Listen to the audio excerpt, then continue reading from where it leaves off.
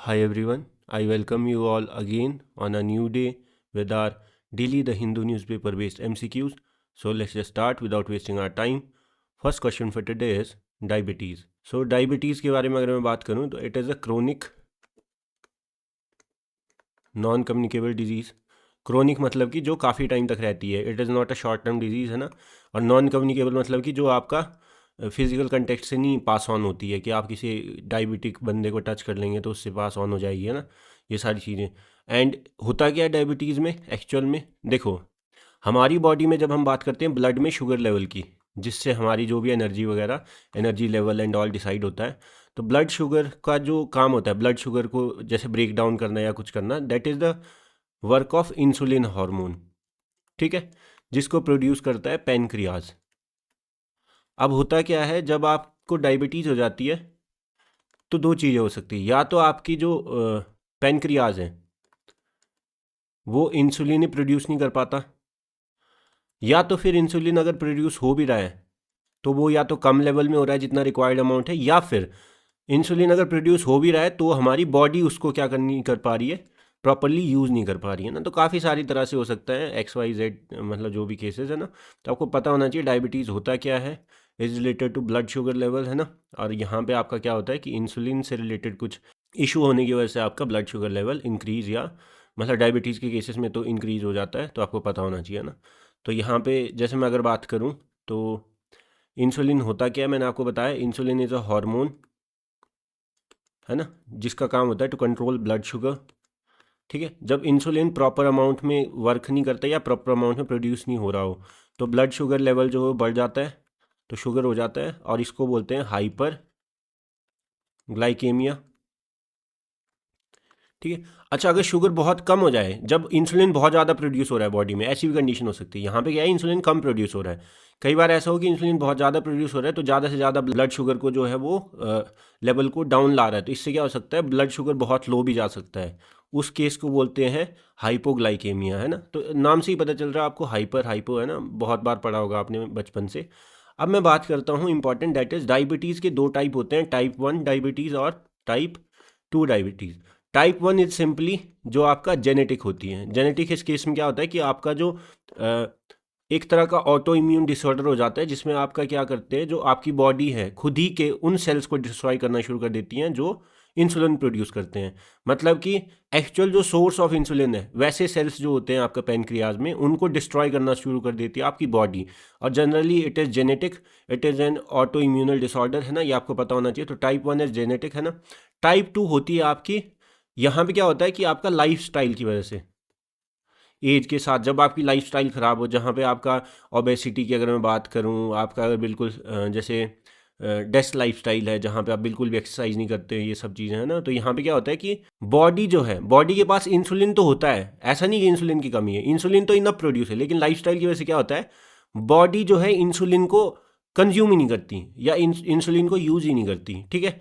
अगर देखो, कई बार ऐसा भी होता है कि इंसुलिन प्रोड्यूस ही ना हो रहा हो, तब तो अलग ही बात है, लेकिन अगर इंसुलिन है भी तो भी बिकॉज आपका लाइफस्टाइल बहुत ही ज़्यादा स्टैग्नेंट हो, तो आपकी बॉडी उस इंसुलिन को प्रॉपरली यूज़ नहीं कर पाती है ना। तो ये आपको समझ आना चाहिए। तो आपको डायरेक्ट पता होना चाहिए प्री के लिए, type 1 is genetic, type 2 is आपका रिलेटेड टू लाइफस्टाइल, है ना, जो जनरली बहुत ज़्यादा लोगों में होती है लाइफस्टाइल वाली, है ना। तो ये आपको पता होना चाहिए।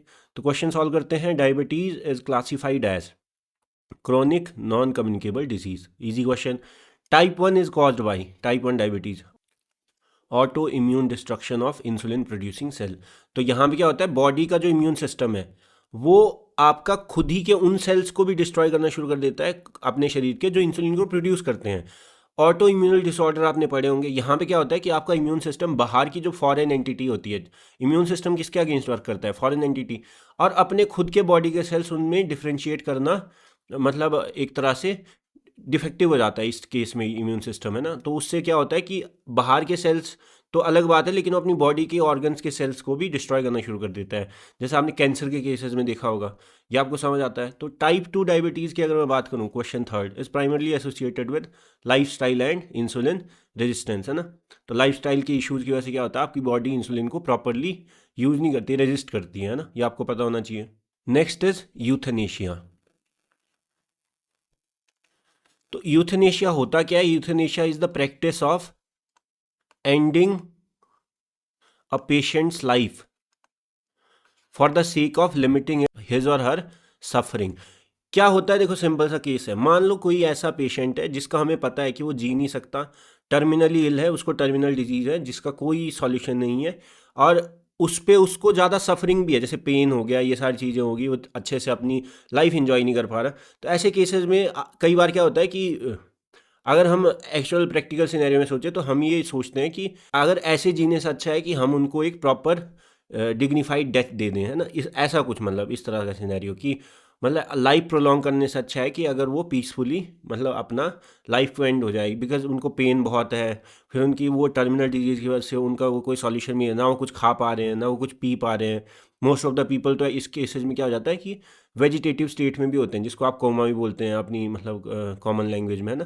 तो ये सारी चीज़ें आपको पता होती हैं। ये जो सारा सिनेरियो होता है इसके अराउंड काम करता है आपका यूथनेशिया। अब यूथनेशिया भी दो टाइप का होता है, एक होता है एक्टिव यूथनेशिया, एक होता है पैसिव यूथनेशिया।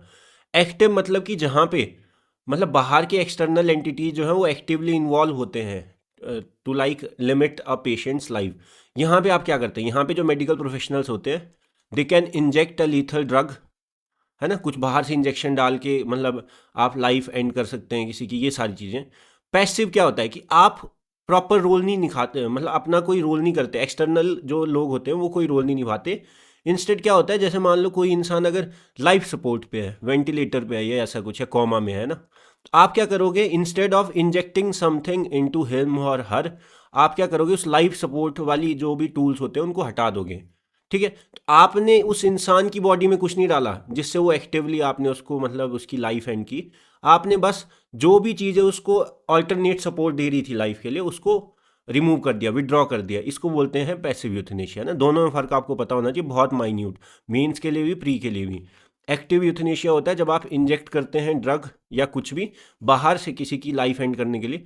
पैसिव में आप कुछ भी बॉडी में नहीं डालते हैं, आप सिंपली क्या करते हो, बॉडी को जो बाहर से सपोर्ट करी हैं चीज़ें उनको हटा देते हो, है ना। अब मुझे खुद बताइए इंडिया में क्या अलाउड होगा, अगर अलाउड हो। देखो पहले तो कुछ भी अलाउड नहीं था, बट सुप्रीम कोर्ट ने कॉमन कॉज एक केस था 2018 में, उसमें रिकॉग्नाइज किया कि एक फंडामेंटल राइट, जब हम बात करते हैं right to life, article 21 life and liberty, उसी के अंडर एक और मतलब इम्प्लाइड फंडामेंटल राइट आता है, that is right to die with dignity. देखो ये आपको पता होना चाहिए प्री के लिए, इतनी इस लेवल तक अंडरस्टैंडिंग होनी चाहिए। देखो ध्यान से सोचो, सिर्फ जीना इंपॉर्टेंट नहीं होता, आप किस तरह से कितनी डिग्निटी से अपनी डेथ अचीव कर रहे हैं वो भी बहुत बड़ी बात होती है इंसान के लिए। तो इसीलिए सुप्रीम कोर्ट ने इस केस में 2018 में ये रिकॉग्नाइज करा कि right to die with dignity is also a fundamental right under article 21, है ना। ये आपको समझ आता है। अब मुझे बताइए खुद से, तो इंडिया में यूथनेशिया अलाउड है, लेकिन कौन सा अलाउड होगा, एक्टिव या पैसिव? Common sense, passive. क्यों, एक्टिव क्यों नहीं? एक्टिव में आप बाहर से कुछ इंजेक्ट करते हो खुद से और किसी इंसान की लाइफ एंड करते हो, लेकिन इसके मिसयूज़ होने के भी तो चांसेस हैं। मान लो आपको कोई दुश्मन है, आपने डॉक्टर और मेडिकल बोर्ड में थोड़ी बहुत रिश्वत दे के आपने लिखवा लिया कि ठीक है मतलब कर सकते हैं, इसीलिए एक्टिव यूथनेशिया अभी तक अलाउड नहीं है, पैसिव। और पैसिव में भी ऐसा नहीं है कि चलते फिरते आज आपका मन कर लिया कि अच्छा थोड़ी सी बीमारी लग गई, कोमा हो गया तो आप कर सकते हैं, नहीं। यहाँ पे प्रॉपर आपको मेडिकल बोर्ड होता है, उसका अप्रूवल लेना पड़ता है, वो फिर देखते हैं कि सच में ऐसी कंडीशन है जिसको बिल्कुल क्योर नहीं किया जा सकता या पेशेंट बहुत ही ज़्यादा सफ़र कर रहा है, तब जाके वो अप्रूवल देते हैं। और यहाँ पे भी आपको मतलब पूरी परमिशन लेनी पड़ती है, ऐसा कुछ नहीं है ना, बिकॉज मिसयूज़ के चांसेस रहते हैं ऐसी चीज़ों में, तो आपको पता होना चाहिए। तो passive euthanasia refers to the withdrawal of life support measures, है ना। Next is the Supreme Court recognise the right to die with dignity in common cause versus Union of India case of 2018, अभी ये बताया है ना। Next is article 224A। अब देखो ध्यान से सुनो, जब हम बात करते हैं जुडिशरी की, तो सबसे बड़ा इशू जुडिशरी के साथ क्या है, पेंडेंसी ऑफ केसेस। बहुत सारे केसेस जो है वो अंडर ट्रायल ही जाते रहते हैं, मतलब कोई जजमेंट नहीं आई लेकिन लोग फिर भी 10-10 साल जेल में काट रहे हैं जस्ट बिकॉज वो अंडर ट्रायल है, उनको बोलते हैं अंडर ट्रायल केसेस। और बाद में उनका जजमेंट आता है तो पता चलो उनको 5 साल की सज़ा थी जेल में, और वो 10 साल तो उसी टाइम काट चुके हैं जब उनका कोर्ट केस चला हुआ है। तो समझ आता है कितना बड़ा पैराडॉक्स है ये, है ना। तो पेंडेंसी ऑफ केसेस की जब हम बात करते हैं तो ये होता क्यों है, देखो कॉमन सेंस है। सबसे पहला तो वैकेंसी, प्रॉपर जुडिशियल स्ट्रेंथ ना होना, है ना, जो केसेस से डील कर पाए। दूसरा, अब देखो प्रिवेलेंट केसेस जो होते हैं, जो मतलब फालतू के केसेस, वो उनको जो फिल्टर करने का मैकेनिज्म होना चाहिए कि ये वाला केस, या फिर आप ट्राइब्यूनल्स जो है उनको कुछ अच्छे से पावर दे दो ताकि उनके केस अपील पे ना जा पाए। अदरवाइज क्या होता है, ट्राइब्यूनल सिर्फ नाम के होते हैं, सारे केसेस तो अपील में जा रहे होते हैं हाई कोर्ट और सुप्रीम कोर्ट के पास। तीसरा होता है अपील की वजह से, जितने ज़्यादा अपील करते हैं उस वजह से क्या हो जाता है, और ज़्यादा बर्डन बढ़ता जाता है। मान लो आपका लोअर कोर्ट में नहीं हुआ तो फिर बंदा हाई कोर्ट में जाता है, हाई कोर्ट में नहीं हुआ सुप्रीम कोर्ट में जाता है ना। तो ये सारी चीज़ इस वजह से क्या होता है, आपका पेंडेंसी बढ़ती है ना, ये आपको समझ आता है, ठीक है। और चौथा, कई बार क्या होता है, जैसे मान लो कोई लॉयर है, किसी केस में कोई लॉयर है, वो भी क्या करता है, कई बार तो खुद ही प्रेजेंट नहीं रहते, कई बार वो खुद प्रेजेंट नहीं रहते, कई बार उनके क्लाइंट प्रेजेंट नहीं रहते, इस वजह से भी क्या होता है, आपका पेंडेंसी रहती है। तो इतने सारे फैक्टर हैं, और भी काफ़ी सारे फैक्टर हैं। लेकिन अगर मैं बात करूं जुडिशरी में पेंडेंसी की, तो ये बहुत बड़ा इशू है इंडिया का, है ना, इंडियन जुडिशरी का।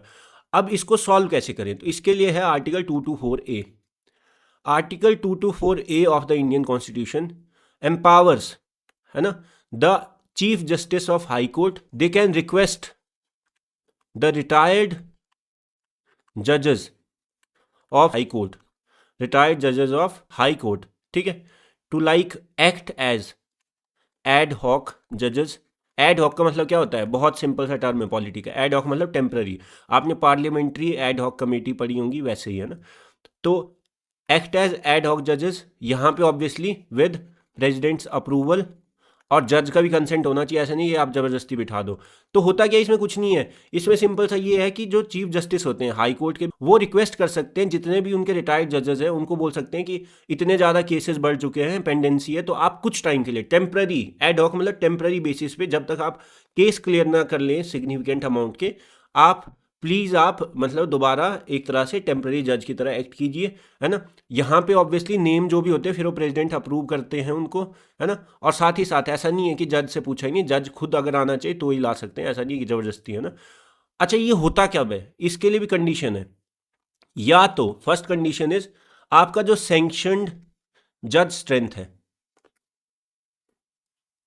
सैंक्शन जज स्ट्रेंथ है, उसका 20% से ज़्यादा अगर जज की सीटें वेकेंट हो चुकी हैं, मतलब कि अगर सैंक्शन जजेस की स्ट्रेंथ 100 है, ठीक है, तो अगर मान लो सिर्फ मतलब 20 से ज़्यादा सीटें वेकेंट हो चुकी हैं, मतलब उतने जज हैं ही नहीं, तो आप ये जो 224A है वो आप इनेक्ट कर सकते हैं, उस पे बेसिस पे आप एक्शन ले सकते हैं जो भी चीफ जस्टिस होते हैं। और दूसरा, या तो, और बोल रहा हूँ मैं, एंड नहीं बोल रहा, और या तो ये कंडीशन हो, या तो आपका जो बैकलॉग होते हैं, जो भी केसेस पेंडेंसी पे हैं, तो कुछ टोटल बैकलॉग केसेस होते हैं, है ना, मान लो टोटल बैकलॉग केसेस हैं 100, ठीक है, मतलब अभी तक जिनका मतलब बैकलॉग पे चले हुए हैं, उनमें से आपका मान लो 10% केसेस जो है, 10% केसेस ऐसे हो जाए जिनको 5 साल से ज़्यादा का टाइम हो चुका है, मतलब ट्रायल में।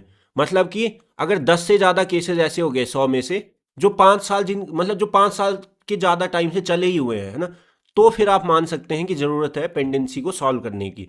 तो इन दो केसेस में आप क्या कर सकते हैं, फिर as a chief justice of high court you can request the retired जजेस of your high court and supreme court to act as temporary add hoc जजेस। अब एड हॉक जजेस का मतलब ये नहीं कि उनके पास पावर उनके पास सारी रेगुलर जजेस की तरह ही होती हैं, बस वो टेम्पररी जजेस होते हैं ना। तो article 224A of the constitution allows for the appointment of ad hoc जजेस इन द हाई कोर्ट्स, है ना, ये आपको पता होना चाहिए। Next, desert cyclone is a joint military exercise, simply आपको पता होना चाहिए, it is between India and UAE, है ना, ठीक है। तो that's all for the day. I hope you like the video. If you like the video, do like it, comment on it, share it, and subscribe to my channel. It will just keep me motivated to make these videos for you guys on a daily basis, and I will see you all in the next video. Thank you once again.